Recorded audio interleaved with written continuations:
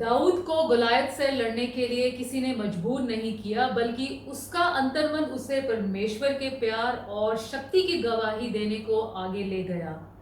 अय्यूब पर शैतान का हमला परमेश्वर की आज्ञा के बिना नहीं हो सकता था, बल्कि उन्होंने शैतान की सीमा बांध दी। हमारे किसी भी युद्ध में, चाहे शारीरिक, मानसिक, आर्थिक या आत्मिक हो, हम कभी भी अकेले नहीं लड़ते। परमेश्वर का सदा साथ रहने का वादा भले समय के लिए ही नहीं, बल्कि हर समय के लिए है, चाहे हम ये महसूस करें या नहीं।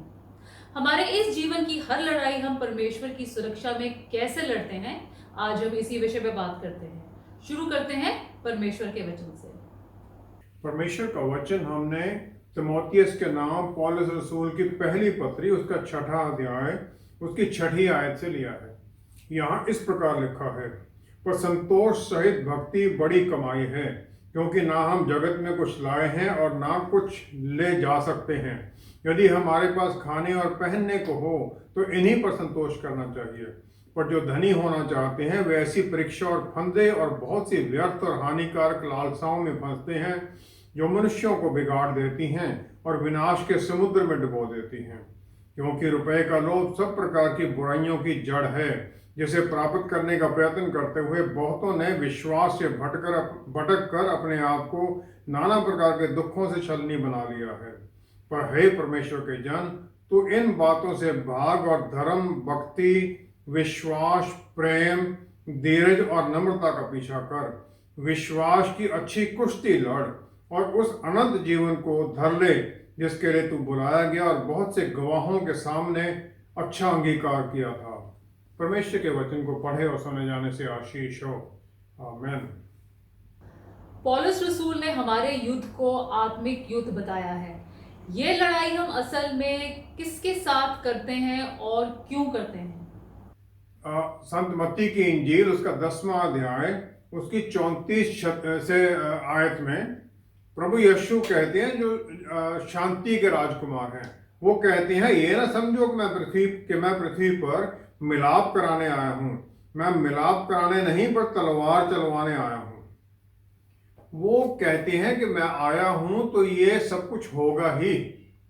वो कहते हैं, मैंने पिता को पुत्र के खिलाफ, बेटी माँ के खिलाफ, ये सब होगा, क्योंकि जो मेरे वचन को मानेंगे वो दूसरे उनके खिलाफ हो जाएंगे। वचन की जो संदेश है, ये जरूरी नहीं कि सब उसको सही तरीके से ही लें। जैसे हम देखते भी हैं, बहुत लोग उसकी खिलाफत में आ जाते हैं, आत्मिक तौर पर और शारीरिक तौर पर भी।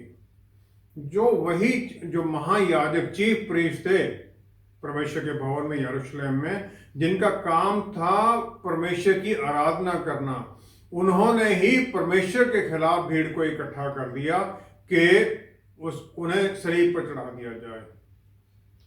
परमेश्वर ने जो उनकी मशाल लेकर चलने वाला, उसे बताया है कि उसका काम क्या है। उसका काम है ये जो ऐसे आत्मिक दुश्मन है उनके ऊपर अधिकार जमाना। अफसियों की पुस्तक 6वां अध्याय उसकी 12वीं आयत। अफसियों की पुस्तक उसका 6वां अध्याय 12वीं आयत में पौलुस रसूल कहते हैं, हमारी लड़ाई मांस से नहीं, परंतु प्रधानों से और अधिकारियों से और इस संसार के अंधकार के हाकिमों से और उस दुष्टता की आत्मिक सेनाओं से हैं जो आकाश में हैं। ये जो सेनाएं हैं ये आकाश में हैं, मतलब ये आत्मिक युद्ध है।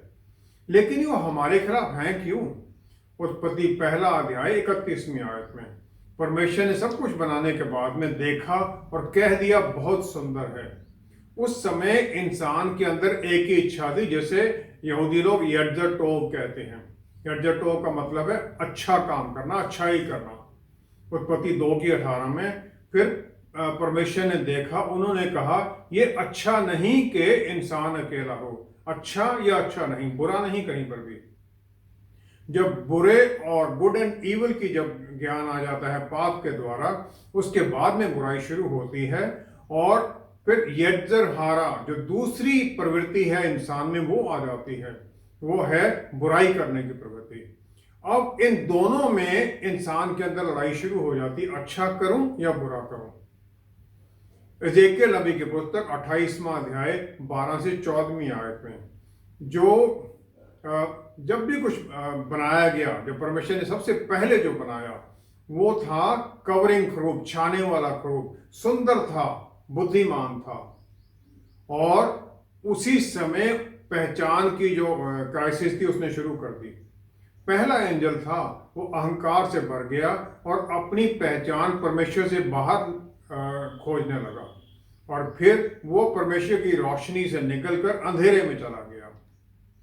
भजन संहिता 8 उसकी 5वीं आयत, यहाँ भजनकार कहता है, तूने परमेश्वर से थोड़ा ही कम बनाया है इंसान को। You have created a little lower than the angels, स्वर्गदूतों से थोड़ा नीचे, और महिमा और प्रताप का मुकुट उसके सिर पर रखा है। उसे ये ऑनर दिया है, और उसे ये मुकुट क्या है, उसे पूरी हर चीज के ऊपर, धरती के ऊपर अधिकार दे दिया गया। किसी भी स्वर्गदूत को यह अधिकार नहीं दिया गया। इब्रानियों की पुस्तक 1 अध्याय 14वीं आयत में, इसके और आगे जो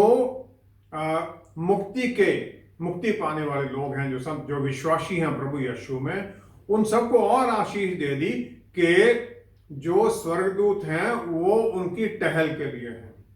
भजन संहिता 91 की 11वीं आयत में यही कहा गया भजनकार ने कि वो स्वर्गदूत तुम्हें हर तरह से संभाले रखें, to keep you in all your ways, हर काम में तुम्हारी सहायता करें। हमें शैतान इसलिए नहीं पकड़ता कि हमारे अंदर कोई कमजोरी है या हम पक्का फेल ही हो जाएंगे।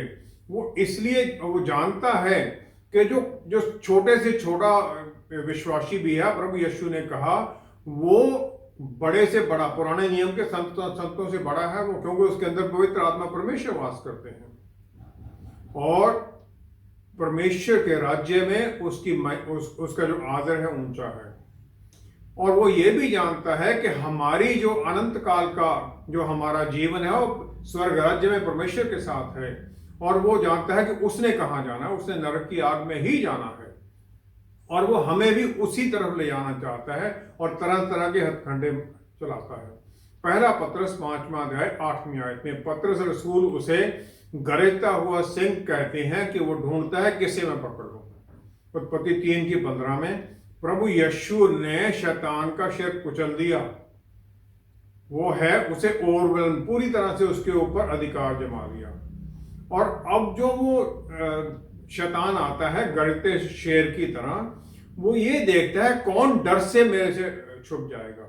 कर कुछ नहीं सकता, वो सिर्फ गरजता है, हम डर गए, उसने पकड़ लिया। लेकिन जो अपनी पहचान जानता है कि उसकी पहचान शैतान से ऊपर है, तो फिर वो डरता नहीं, अनडिस्टर्ब रहता है। और वो इंसान को परमेश्वर से दूर कैसे करता है? पहला तो है पहचान का सवाल कर देता है। मत्ती 4, 3 और 6 आयत में प्रभु यीशु को टेम्पटेशन के दौरान वो 2 बार कहता है, अगर आप परमेश्वर के पुत्र हो। बड़ी सिंपल सी स्टेटमेंट लगती है, लेकिन प्रभु यीशु का उत्तर नहीं देते। वो जो जानते हैं मेरी पहचान क्या है, मुझे बताने की जरूरत नहीं है। उत्पत्ति 3 की 5वीं आयत में ईव को यही क्वेश्चन था कि तुम्हारी आंखें खुल जाएंगी, तुम्हें तुम्हारी पहचान मिल जाएगी, तुम परमेश्वर जैसे बन जाओगे। वो तो पहले ही परमेश्वर के अक्षर रूप में बनाए गए थे, लेकिन वो उन्हें भ्रम में डाल देता है। दूसरा वो क्या करता है? वो करता है इसी में ही जो ये टेम्पटेशन थी कि वो इंसान के अंदर शारीरिक लालसाएं पैदा करता है, अनस्पोकन है। वो कहता है कि अगर परमेश्वर के पुत्र हो तो रोटी खा लो। ईव को कहता है ये फल तुम्हारे लिए रखा है, इसको खा लो। प्रभु यीशु को वो यही कहता कि तुम इतने ऊंचे हो, परमेश्वर के पुत्र हो, तो पत्थरों को बदल कर खा लो, भूखे क्यों बैठे हो? जो ये इसमें जो हिडन जो स्टेटमेंट जो नहीं बोलता है, वो ये उस जाहिर करता है कि परमेश्वर जो तुमसे प्यार करता है, तुमसे ऐसी कैसे रोक सकता है? ऐसी चीजें तुम्हें क्यों वो तकलीफ में डाल रहा है? तुम उसके पुत्र हो और तुम्हें तकलीफ में डाल रहा है।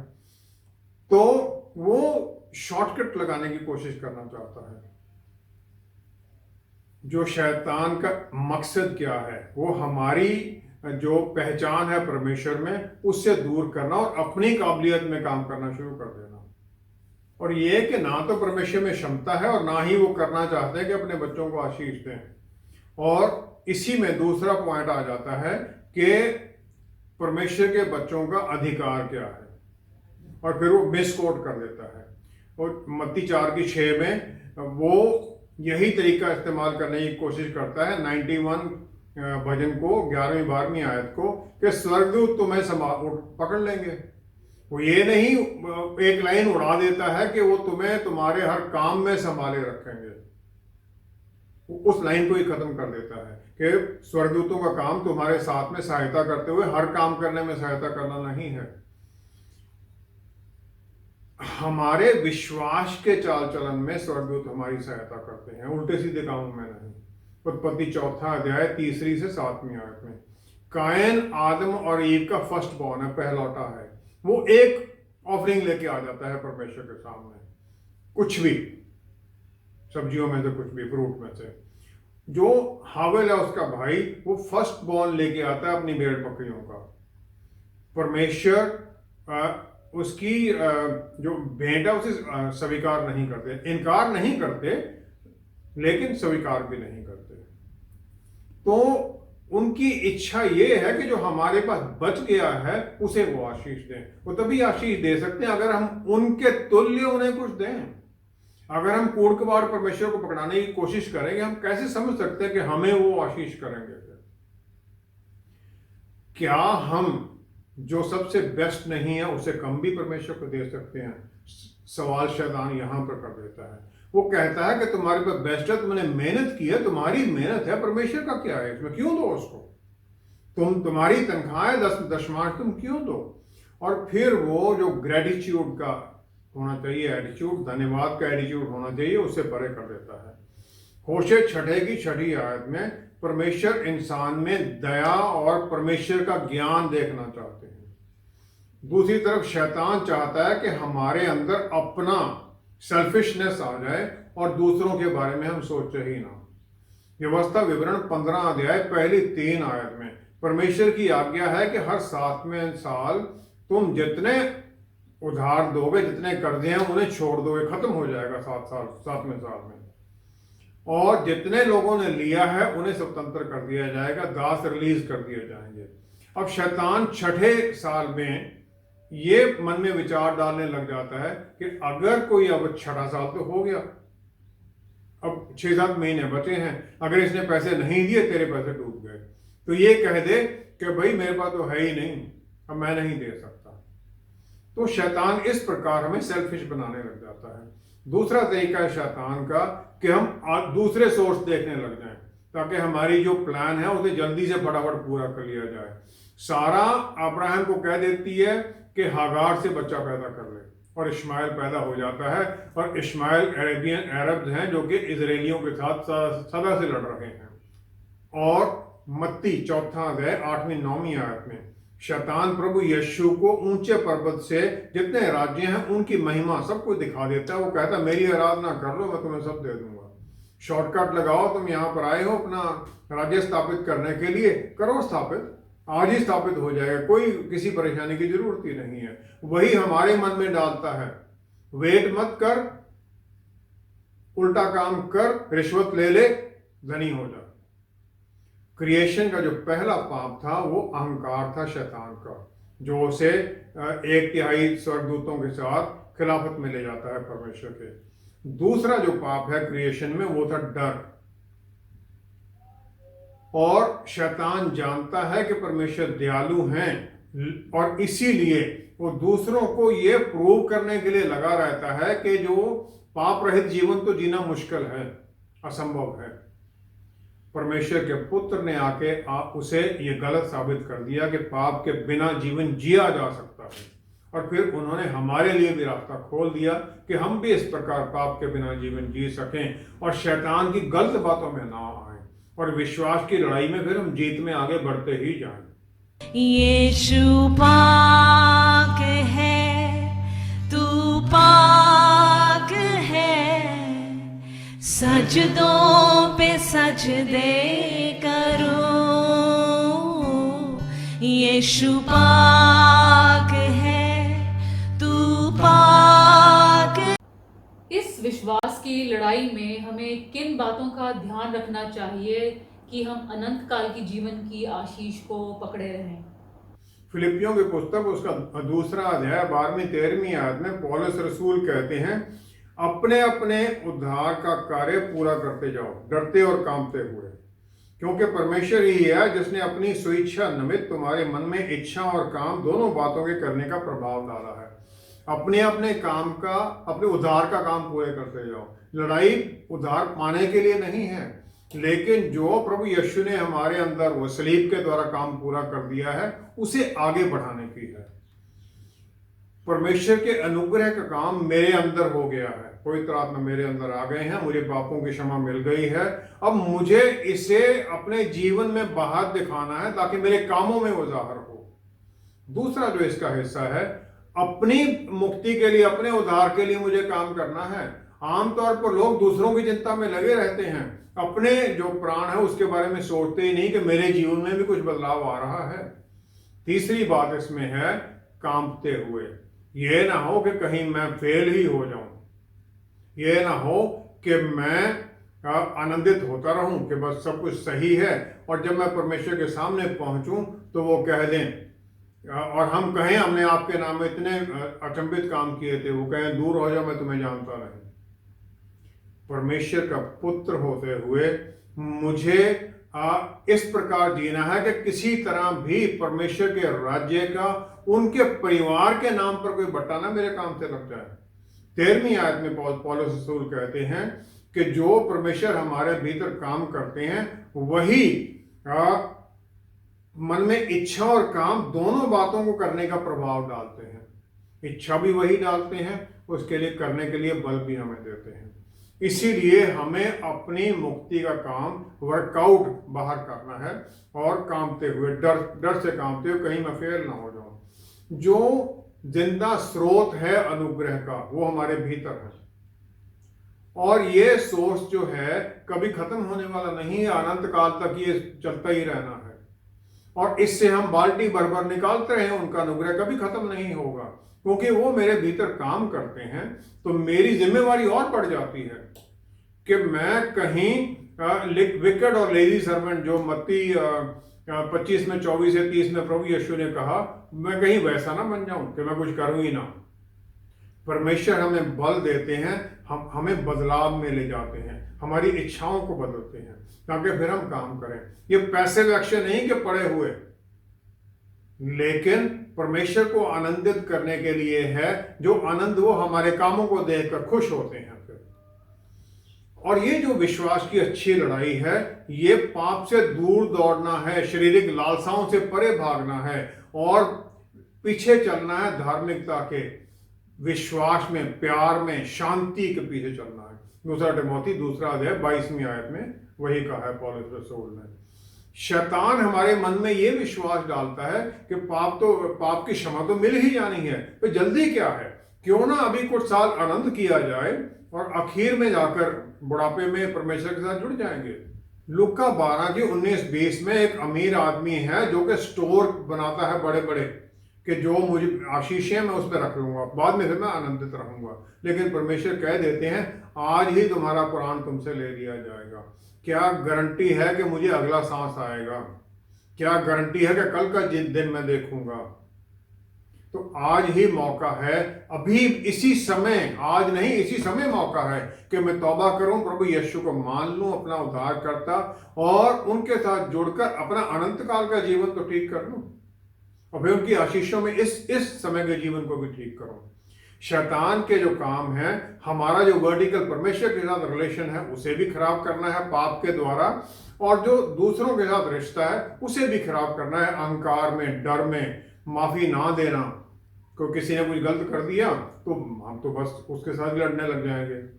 यहोशू को मूसा ने, परमेश्वर ने, इजरायलियों ने बार बार कहा कि डर मत। वो जानता था, मूसा के साथ रहा, वो जानता था परमेश्वर सदा है उसके साथ, कैसे काम करते हैं। शैतान हमारे मनों में डर डालना चाहता है ताकि हम दूर भागें और फिर परमेश्वर से हम दूर हो जाएं, और ताकि परमेश्वर को हम जाने ही ना, जानने की कोशिश भी ना करें, उनका नजदीकी रिश्ता ना हमारा बने। यूहन्ना 8 की 31-32वीं आयत में प्रभु यीशु कहते हैं कि उन्हें जानना सच्चाई को जानना है और सच्चाई को जानना हमें आजाद कर देता है। आजाद किससे करता है? शैतान के शिकंजे से, उसके झूठ से और अंधेरे की ताकतों से। क्योंकि लड़ाई आत्मिक है तो शैतान का काम है हमारे मन को भ्रम में डाल देना। परमेश्वर कहते हैं अपने पूरे मन से, पूरे heart, mind, soul and mind, पूरे बल से उसे प्यार करो, मार्कुस 12:30-31 में। लेकिन हम इन हमलों का सामना कैसे करते हैं? पहला ये है कि जो टेम्पटेशन उससे भाग लो। ये शिवलरी नहीं है कि नहीं हम तो लड़ेंगे जरूर। यूसुफ ने अपना वो वस्त्र छोड़ा पोतीफर की पत्नी के पास उत्पत्ति 29:12 में और भाग गया। भागने में ही उसमें आशीष है। दूसरा, अपने जो विचार हैं परमेश्वर और उनके वचन पर लगाओ। फिलिपियों 4:8 में पौलुस रसूल कहते हैं जो सच्चाई है, जो भला है, जो पवित्र है, जो सुंदर है, जो महिमा योग्य है, जो भी अच्छा है, उन चीजों पर अपना ध्यान लगाओ। तीसरा है प्रार्थना में जुड़े रहो और दूसरों की भलाई मांगो। जब हम ये करते हैं तो परमेश्वर का प्यार जो हमारे भीतर है वो प्रकट होता है। हम परमेश्वर के हैं, प्रभु यीशु के हैं और प्रभु यीशु परमेश्वर हैं। तो हम दूसरों का भला करने की सोचने लगते हैं क्योंकि हम उनकी भेड़ें हैं और जो उनकी भेड़ें उनके उस पैन से बाहर भी हैं, हमें उन्हें भी साथ लेके आना है। चौथा है अटैक के लिए तैयार रहो। अफसियों की पुस्तक 6:13 में पौलुस रसूल कहते हैं परमेश्वर के सारे हथियार बांध लो ताकि जब बुराई का दिन आए तुम उसका सामना कर सको और तुम अपनी जगह पर खड़े रह सको। पांचवा है समझ लो और पाप के जो फल हैं उनको भी जान लो, और वो पाप का फल है सदा के लिए नरक की आग में जाना। छठा है परमेश्वर के वचन का मनन करो और उसे अपने अंदर बिठा लो, जैसे यहोशू को बताया गया था। यहोशू 1:8 में। लूका 11:28 में प्रभु यीशु कहते हैं उन्होंने परमेश्वर के वचन की जो सच्चाई थी शैतान के झूठ को लड़ने के लिए इस्तेमाल किया। फिर वो कहते हैं धन्य है वो जो वचन को सुनते हैं और उसे मानते हैं। सातवां है अपनी जो पहचान है परमेश्वर में ही ढूंढो। भजन संहिता 42:1 में सामिस्ट ये भजनकार चिल्ला उठता है परमेश्वर के सामने कि मेरी जो प्राण है मेरा एक प्यासे हिरण की तरह आपके लिए तड़पता है। आठवां है याकूब की पुस्तक 5:16 में कि वो कहते हैं सब विश्वासियों को कि एक दूसरे के सामने अपने पापों का अंगीकार करो और एक दूसरे के लिए प्रार्थना करो, एक दूसरे के सामने अकाउंटेबल हो जाओ, फिर एक दूसरे से बल पाओ। 10वां है प्रभु भोज में रेगुलरली शामिल होते रहो। प्रभु भोज में शामिल होने के लिए हमें पापों का अंगीकार करना पड़ता है, माफी मांगनी पड़ती है, उनकी हजूरी में जाना पड़ता है और फिर हमें याद करना पड़ता है कि प्रभु यीशु ने हमारे लिए कर दिया है, ये उन्होंने हमारे लिए कुर्बानी दी।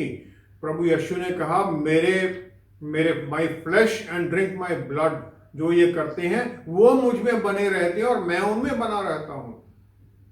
हम उनमें बने रहते हैं क्योंकि हम उनका वो लहू ग्रहण कर रहे हैं, उनकी आशीष में आ रहे हैं। वो हम में आते हैं क्योंकि फिर हमने उन्हें माना है अपना परमेश्वर।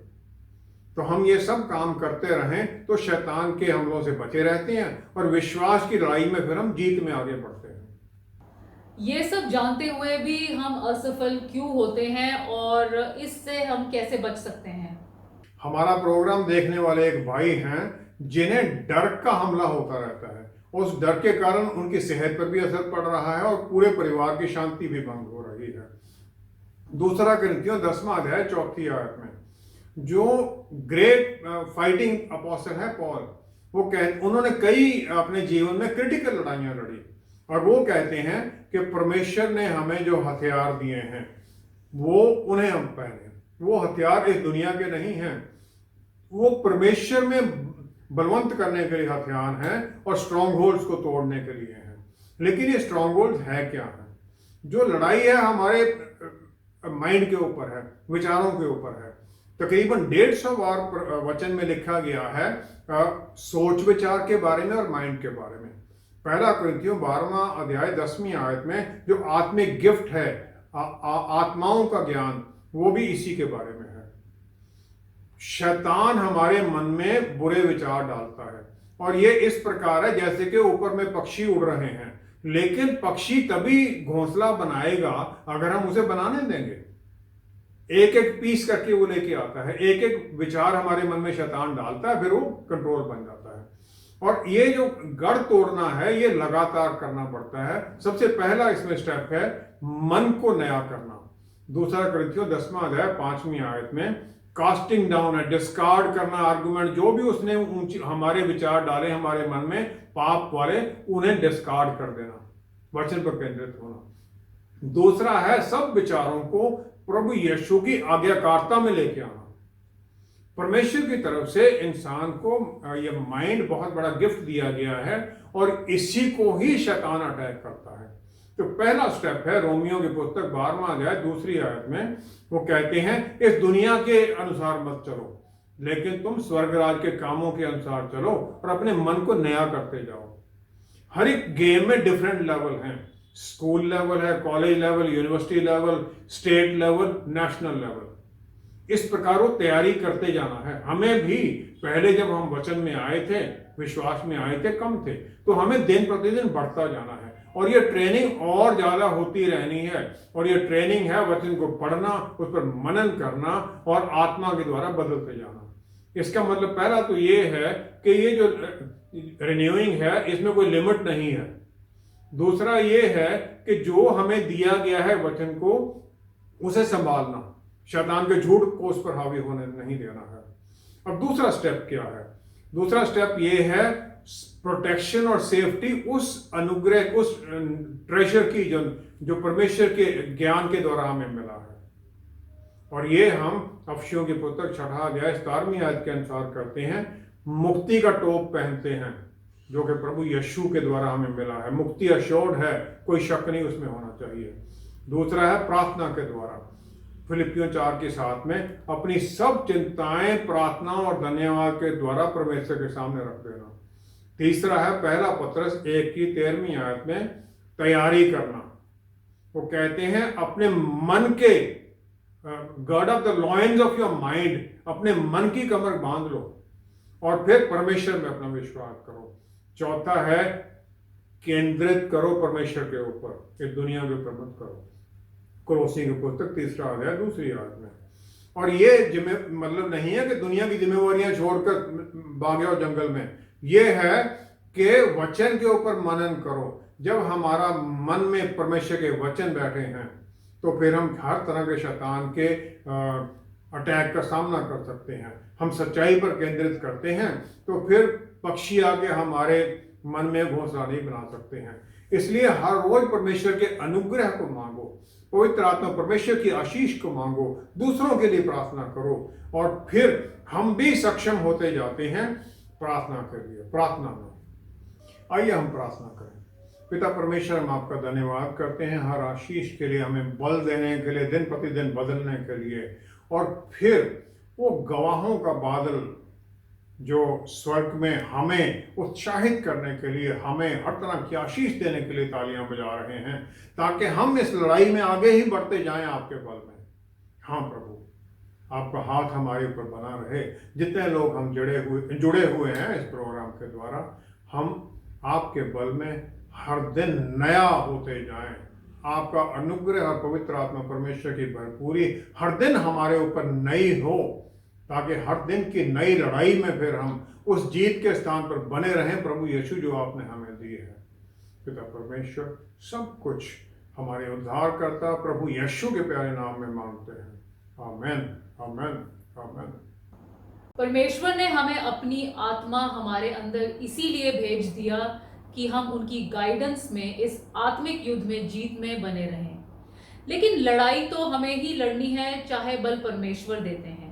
सच्चा योद्धा वही है जो आखिर तक लगा रहता है, क्योंकि बीच में रुक जाने वाले को कभी भी मेडल नहीं मिलता। हमारे साथ एक बार फिर जुड़ने के लिए आपका बहुत बहुत धन्यवाद। Until next time, stay blessed. Shalom. यीशु पाक है, तू पाक है, सजदों पे सजदे करो, यीशु पाक